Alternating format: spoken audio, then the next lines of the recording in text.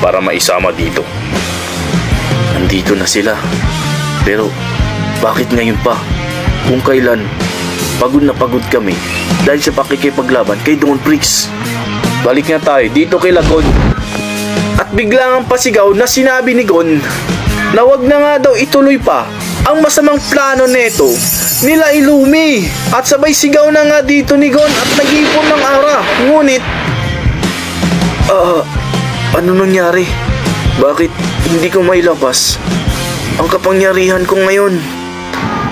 Biglang natigil ang paglabas ng aura ni Gon. Hindi niya alam kung bakit ganun. Gon, pasensya na. Pero ang nagawa ko lang kanina ay tanggalin ang mga sakit sa buong iyong katawan. Yung pala ang nagawa ni Razor para magkamalay sila Gon. Ako na muna ang bahala dito. Akin ang kana mong braso at ibabalik ko to sa normal. Bigla naman sumulpot dito si Crollo sa tabi ni Illumi at pinagalinga ang kanang braso na nabali sa ginawang suntok ni Razor. Umanda kayo dahil pagkatapos nito tatapusin ko kayong lahat bukod kay Lolo, Papa